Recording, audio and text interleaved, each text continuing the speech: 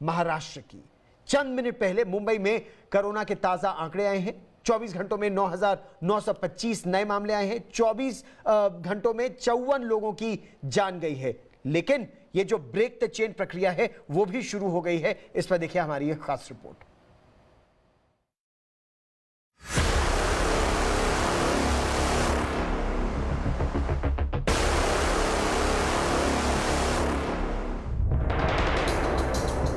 Corona ऐसा कोहराम मचाएगा कोई सोच भी नहीं सकता था।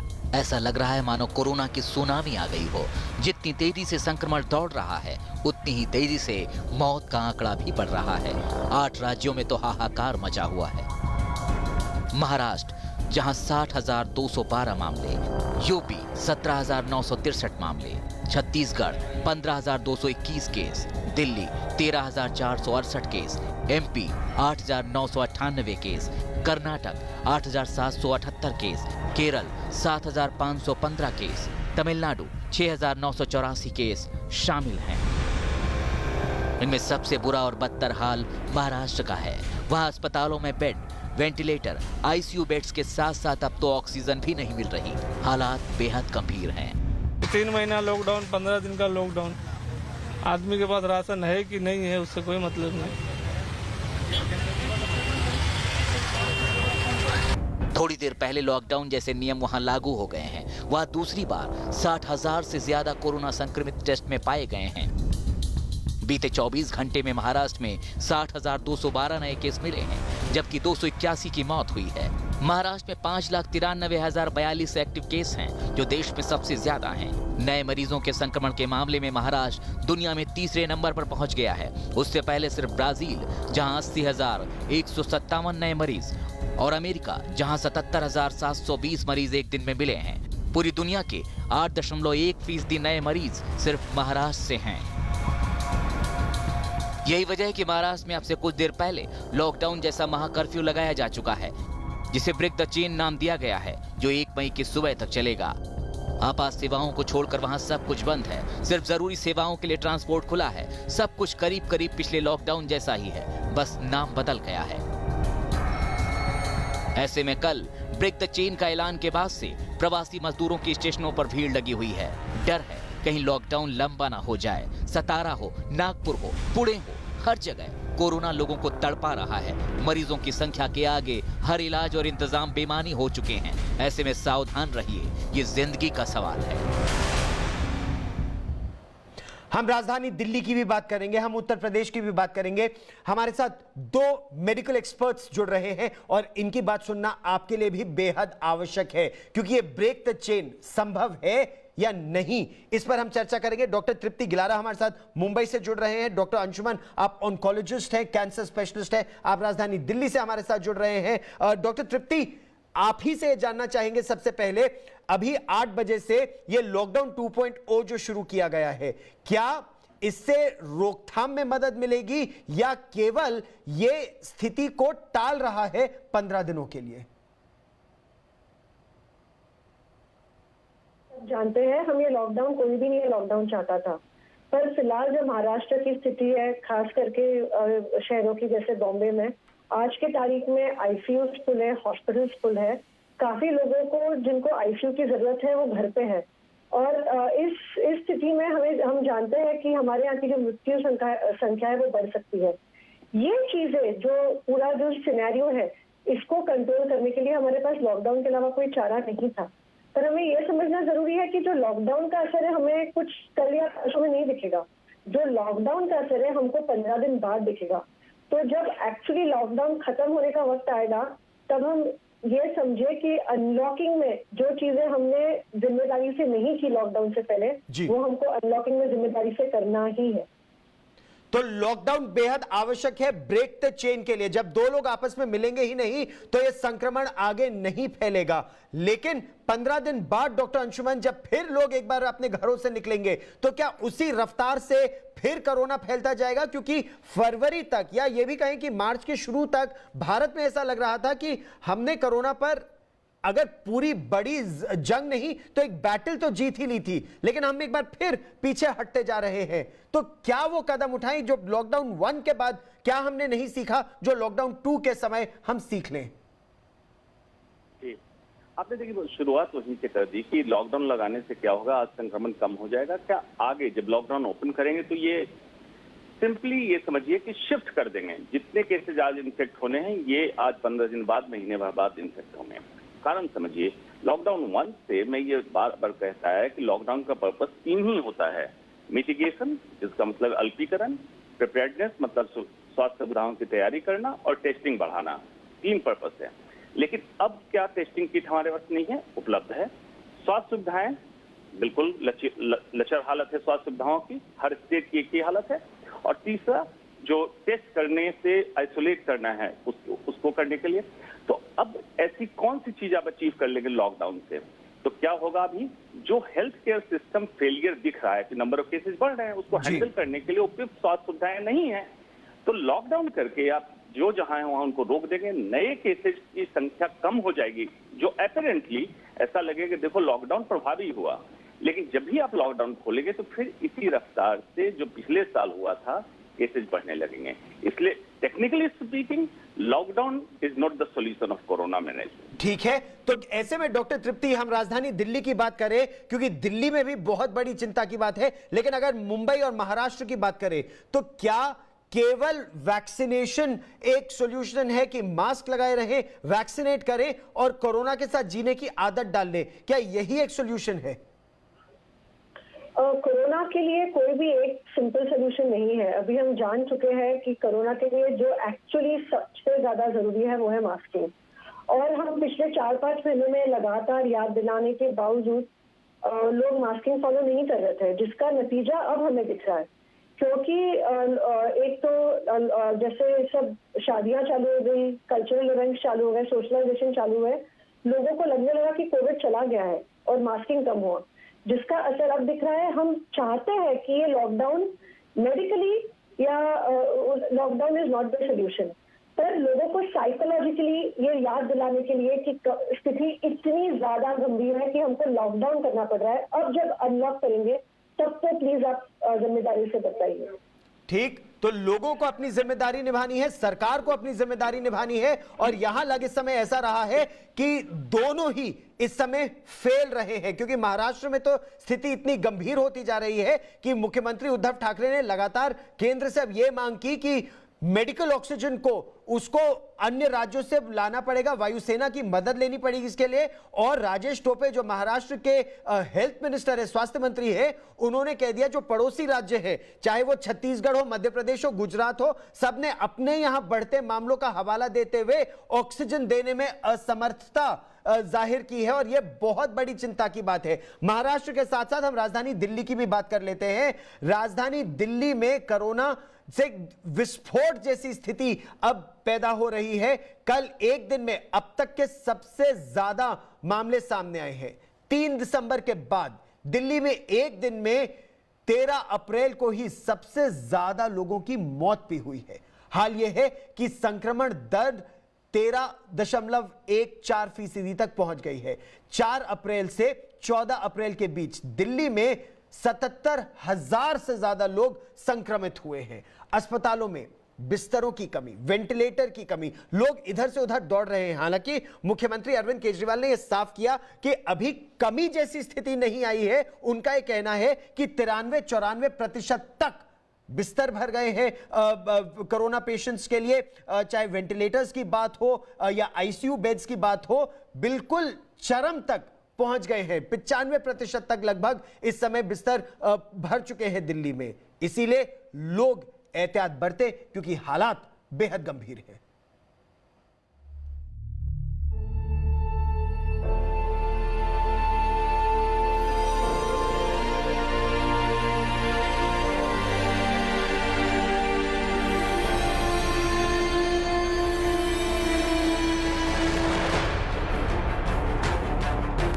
दिल्ली में कोरोना की चौथी लहर लोगों को डरा रही है। हर दिन के साथ राजधानी में कोरोना नए रिकॉर्ड बना रहा है। सवाल उठने लगे हैं, कहीं दिल्ली में भी लॉकडाउन लौट ना आए। 13 अप्रैल को दिल्ली में कोरोना के 13,468 नए केस सामने आए, जबकि कोरोना से 81 लोगों की मौत हुई। दिल्ली में अब तक कोरोना से 11,436 लोगों की मौत हो चुकी है। दिल्ली में 43,510 कोरोना संक्रमित लोगों का इस वक्त भी इलाज चल रहा है। दिल्ली में कोरोना का पॉजिटिविटी रेट बढ़कर 13.14% हो गया है। 3 दिसंबर के बाद दिल्ली में सबसे ज्यादा मौतें दर्ज की गई। सिर्फ 4 अप्रैल से 13 अप्रैल के बीच संक्रमितों की तादाद 77,000 से ज्यादा हो चुकी है। 4 दिनों से लगातार केस बढ़ रहे हैं। 4 दिन में पहले 7800 केस थे, जबकि कल 13,000 से ज्यादा नए केस सामने आए। लगातार तीसरे दिन 10,000 से ज्यादा मामले। और अब तो कोरोना के बढ़ते मामलों में दिल्ली देश के 5 शहरों में टॉप पर है। 13 अप्रैल को दिल्ली में 13,468 मामले, मुंबई में 11,163 मामले, बेंगलुरु में 6,387 मामले, चेन्नई में 2,105 केस, कोलकाता में 1,271 केस। यानी सावधान हो जाइए, क्योंकि हालात यही कह रहे हैं। क्या लॉकडाउन लगने वाला है? 13,500 केसेस काफ़ी ज़्यादा हैं। नवंबर में जो पीक आई थी उसमें 8,500 केस थे। उसके मुकाबले 13,500 केसेस ऑलरेडी हमारे हो गए हैं। इस बार जो वेव है बहुत, हम सब जानते हैं, बहुत खतरनाक वेव है। दिल्ली में लोग खौफ में हैं, क्योंकि अस्पताल में बेड, वेंटिलेटर और आईसीयू बेड्स की कमी और तड़पते सिसकते मरीजों और तीमारदारों की खबरें लोगों का कलेजा खपा रही हैं। अगर सरकार की माने तो सिचुएशन ग्रेव है। आप लंबी कतारें देख सकते हैं। टेस्ट कराने से लेकर अपना रिजल्ट पाने तक बेड्स के लिए भी लंबी लंबी लाइनें दिल्ली के सभी अस्पतालों के बाहर दिख रही है। अस्पतालों में बेड्स की वेटिंग के बाद कोरोना से मरने वाले शवों को शमशान में दाह संस्कार में भी वेटिंग झेलनी पड़ रही है। फरवरी में सिर्फ 28 इस निगम बोध घाट में अंतिम संस्कार हुए थे। मार्च में 73 हुए थे, लेकिन पहले हफ्ते में ही लगभग 60 मौत का अंतिम संस्कार, जो शवों का अंतिम संस्कार निगम बोध घाट में हुआ है। तो समझिए कि किस तरीके से स्थिति गंभीर हो रही है। 14 निजी अस्पतालों को कोविड अस्पताल में बदल दिया गया है। सरकार इंतजाम कर रही है, लेकिन वो भी पूरे नहीं पड़ रहे हैं। यकीन न हो तो आसपास के कोरोना से पीड़ित लोगों से पूछेंगे तो पता चल जाएगा कि एक बेड और इलाज के लिए दिल्ली में कोरोना मरीजों को कैसी मुसीबतें झेलनी पड़ रही हैं। ऐसे में सावधान रहिए, सतर्क रहिए, क्योंकि एक बार फिर सांसों पर संकट है। और समस्या कितनी तेजी से बढ़ रही है इसका आकलन कीजिए। जब अगर हम बात करेंगे बॉर्डर सिक्योरिटी फोर्स की, तो संक्रमण के कई मामले अब बॉर्डर सिक्योरिटी फोर्स, सीमा सुरक्षा बल में सामने आ रहे हैं। पिछले 24 घंटे में 463 जवान बीएसएफ के संक्रमित हुए हैं।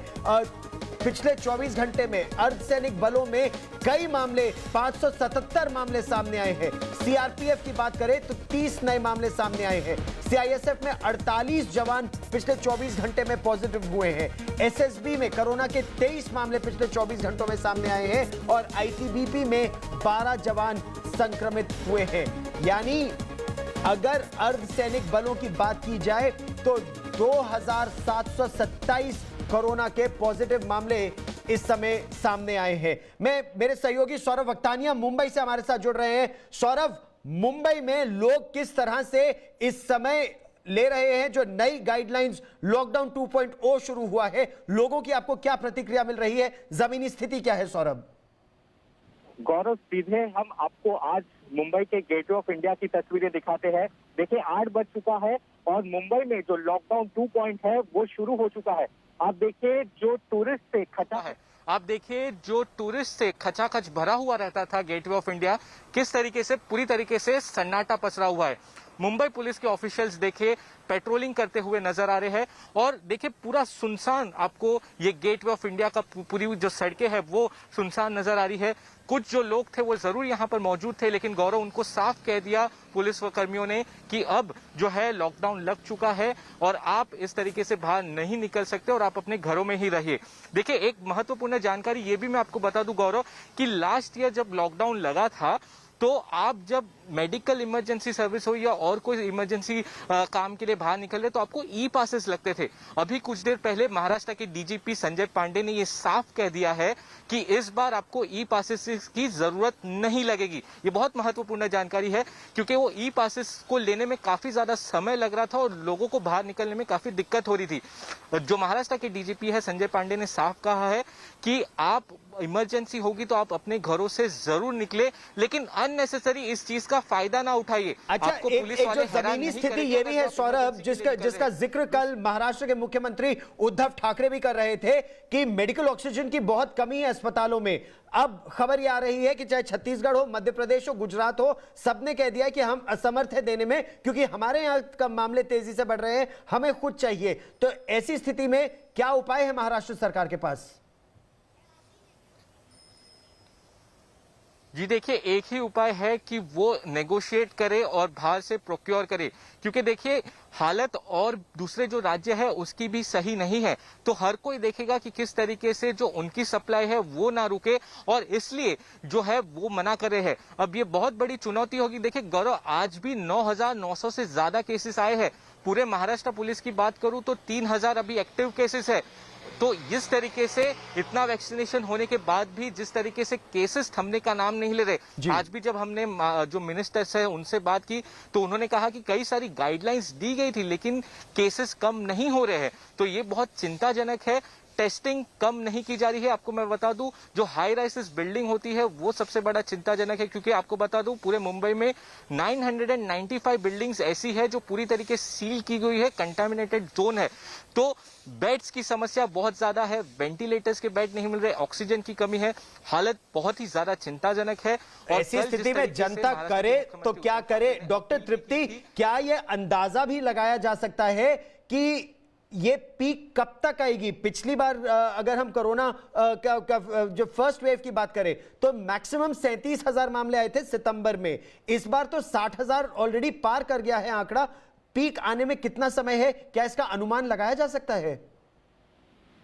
ये तो बहुत कठिन है बताना कि पीक कब आएगी, पर जब 15 दिनों तक आंकड़े ऑलमोस्ट सेम रहते हैं तब हमें अंदाजा लगता है कि शायद पीक आएगा। और दूसरा जो पीक का इंडिकेशन होता है वो है पॉजिटिविटी रेट, जब धीरे धीरे कम होना चालू होता है।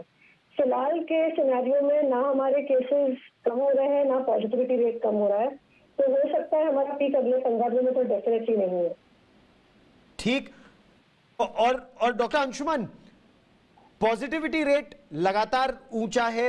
महाराष्ट्र सरकार ये कह रही है कि हम टेस्टिंग में कमी नहीं कर रहे हैं, लेकिन कुछ रिपोर्ट्स इस तरह भी आ रही हैं कि एक नया स्ट्रेन है जो आरटीपीसीआर टेस्ट में भी संभवतः पकड़ा नहीं जा रहा है। क्या इस बात में सच्चाई है? दूसरी बात, लोग क्या केवल वही डबल मास्क लगाएं? आजकल यह भी कहा जा रहा है कि एक मास्क काफी नहीं है, 2 मास्क लगाने की आवश्यकता पड़ सकती है, या ये केवल भ्रमित करने की बात है? जी, पहला सवाल तो आपका है कि जो न्यू स्ट्रेन है, डबल म्यूटेंट स्ट्रेन की बात आरटीपीसीआर में नहीं पकड़ा जा रहा है, बिल्कुल सत्य बात है। स्टिल्थी वायरस का नाम दिया गया है। इसका मतलब ये है ये वायरस धोखा दे रहा है। नॉर्मली आपने देखा होगा आरटीपीसीआर का टेस्ट जब लेते हैं, थ्रोट मतलब गले के अंदर से एक स्टिक डाल के थोड़ा सा उससे सेक्रेशन लेके चेक करते हैं। ये जो न्यू वायरस मतलब डबल म्यूटेंट वायरस है, इसकी समस्या ये है कि नाक और थ्रोट में बहुत कम समय के लिए रुकता है और सीधा ये फेफड़े में जाके ACE2 रिसेप्टर पे अटैच हो जाता है और वहां से फिर अपना ये डैमेज करना शुरू करता है। तो आरटीपीसीआर टेस्ट नेगेटिव आएगा, मतलब थ्रोट में कोरोना वायरस नहीं मिला लेकिन चेस्ट में, लंग में इंजरी मिलेगी, तो सीटी स्कैन कराते हैं और सीटी स्कैन का क्राइटेरिया होता है कोरैट 5 आता है, तो समझते हैं इसको कोरोना रिलेटेड लंग डैमेज हो चुका है। दूसरी प्रॉब्लम ये क्या कर रहा है, जीआई सिम्टम्स दे रहा है, मतलब डायरिया होना। सांस की कोई तकलीफ नहीं, लंग में कोई इंजरी नहीं, ऑक्सीजन मेंटेन है, डायरिया कराता है। उस केस में भी आरटीपीसीआर नेगेटिव आएगा लेकिन पेशेंट को फीवर होगा और डायरिया होगा। 2 कंडीशन में इस वायरस ने ऐसा किया, इसलिए इसको स्टिल्थी वायरस का नाम दिया। तो ये डबल मास्किंग क्या मदद करता है लोगों की? जी, अब बात है कि मास्किंग का एप्रोप्रिएट टेक्निक अगर इस्तेमाल करें वो ज्यादा मदद करेगा rather than double masking. Double masking का मतलब है कि सर्जिकल मास्क पूरी तरह से प्रोटेक्ट नहीं कर रहा है, N95 या ऐसे सर्जिकल मास्क जो कोरोना वायरस, बेसिकली क्या है कि अगर 120 mm का वायरस है, ये पेनिट्रेट करके आपके मास्क के अंदर ना जाए जी। तो ये सिंगल मास्क अगर लो क्वालिटी है, नहीं तो डबल मास्क आपको इस्तेमाल करना। अच्छी क्वालिटी हो सिंगल मास्क काफी है, लेकिन सबसे इंपॉर्टेंट उससे है कि मास्क के अंडर सरफेस को, जो आपके नाक और मुंह को टच कर रहा हो, उसको बिना हाथ धोए टच ना करें। ये ज्यादा इंपॉर्टेंट रहता है कि कितने मास्क आप लगा रहे हैं। ठीक, क्योंकि इस समय स्थिति इतनी गंभीर है कि दिल्ली की ही तरह उत्तर प्रदेश में भी कोरोना ने खौफ का नया रिकॉर्ड एक तरह से बना लिया है। उत्तर प्रदेश में कल कोरोना के लगभग 18,000 मामले आए थे, तो आज यह आंकड़ा 20,000 को पार कर गया है। 68 लोगों की उत्तर प्रदेश में मौत हो गई है, यानी उत्तर प्रदेश में हालात खासे गंभीर हैं। उत्तर प्रदेश के मुख्यमंत्री योगी आदित्यनाथ भी कोरोना संक्रमित हो गए हैं। उत्तर प्रदेश में लगभग 12 आईएएस अधिकारी, कई जिलों के डिस्ट्रिक्ट मैजिस्ट्रेट्स भी कोरोना वायरस से संक्रमित हो गए हैं। रफ्तार तेज है और संसाधन कम। ऐसे में बड़ा सवाल है, क्या राजधानी दिल्ली और दिल्ली से सटा उत्तर प्रदेश भी लॉकडाउन की तरफ बढ़ रहा है? और मेरी सहयोगी मिलन शर्मा हमारे साथ अब जुड़ रही है। मिलन, जिस तरह से हम इन मामलों को तेजी से बढ़ता देख रहे हैं, पहले महाराष्ट्र, फिर दिल्ली, अब उत्तर प्रदेश, क्या लॉकडाउन ही एक उपाय होगा दिल्ली में भी और उत्तर प्रदेश में भी? क्या हम उस दिशा में आगे बढ़ रहे हैं?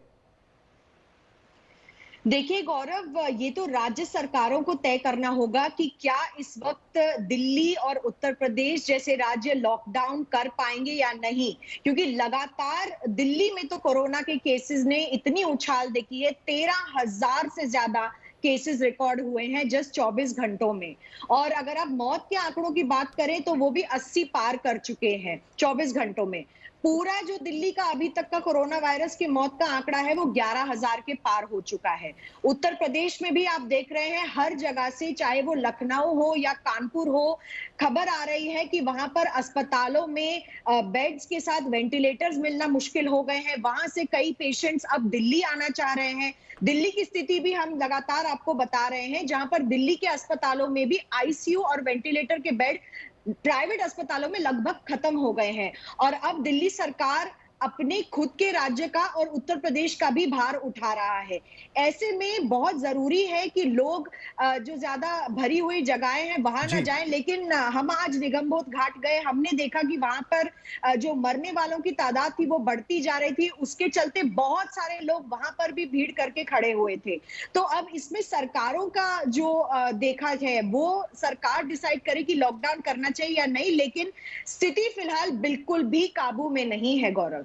स्थिति बेकाबू होती जा रही है और अंदेशा यह है कि अगले 15 से 20 दिनों में स्थिति और बद से बदतर हो सकती है। इसीलिए जैसा महाराष्ट्र में तो लॉकडाउन कर दिया गया है, लोगों को घर रहने की हिदायत दी गई है, राजधानी दिल्ली में, उत्तर प्रदेश में, देश के अलग अलग हिस्सों में जहां ये मामले बढ़ रहे हैं, अब आपका जीवन, आपकी सुरक्षा आपके हाथ में है। आपको यह तय करना है कि आपको अपने को और अपने अपनों को सुरक्षित रखने के लिए क्या कदम उठाने की आवश्यकता है। डॉक्टर तृप्ति, डॉक्टर अंशुमन, आप देश का गौरव में मेरे साथ जुड़े, बहुत बहुत धन्यवाद। मिलन और सौरभ वक्तानिया इस बड़ी खबर पर लगातार नजर बनाए रखेंगे। लेकिन देश का गौरव में आज के लिए इतना ही। एक छोटा सा ब्रेक और ब्रेक के बाद खबरें फटाफट।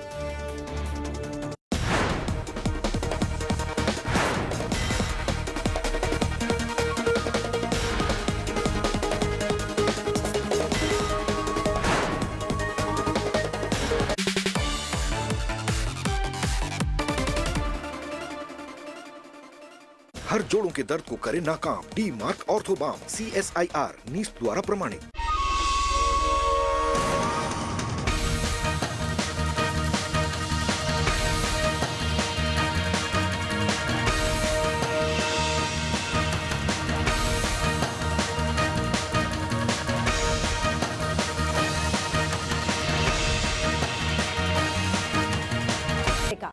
रजिस्टर करने के लिए www.indiatodaymediainstitute.in पर विजिट करें। दोस्तों, आज तक के साथ लगातार जुड़े रहने के लिए आज तक का मोबाइल ऐप जरूर डाउनलोड कर लीजिए। विजुअल कम्युनिकेशन और डिजिटल इंफोग्राफिक्स के हुनर सीखिए देश के सबसे बड़े मीडिया समूह के साथ। ज्वाइन कीजिए India today media institute. Register करने के लिए www.indiatodaymediainstitute.in पर विजिट करें। आज तक के साथ लगातार जुड़े रहने के लिए डाउनलोड कर लीजिए आज तक का मोबाइल ऐप। ब्रॉडकास्ट जर्नलिज्म सीखिए मीडिया के दिग्गजों के साथ। ज्वाइन करें India today media institute. Register करने के लिए www.indiatodaymediainstitute.in पर विजिट करें। आज तक के साथ लगातार जुड़े रहने के लिए डाउनलोड कर लीजिए आज तक का मोबाइल ऐप।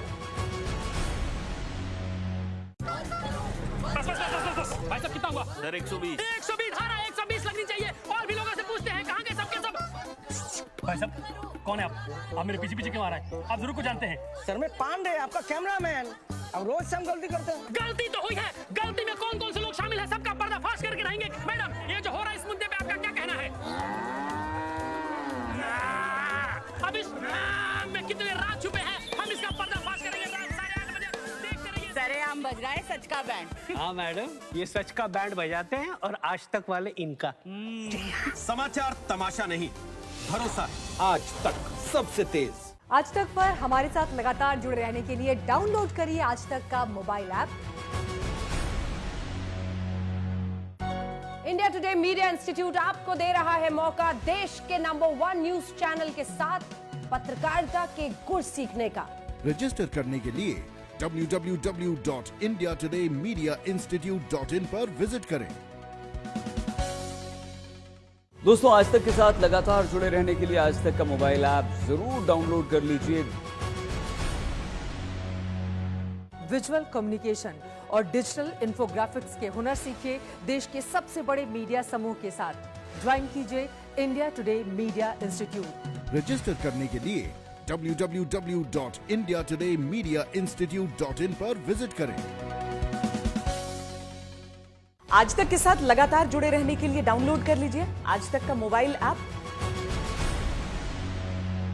ब्रॉडकास्ट जर्नलिज्म सीखिए मीडिया के दिग्गजों के साथ। ज्वाइन करें India today media institute. Register करने के लिए www.indiatodayMediaInstitute.in पर विजिट करें। आज तक के साथ लगातार जुड़े रहने के लिए डाउनलोड कर लीजिए आज तक का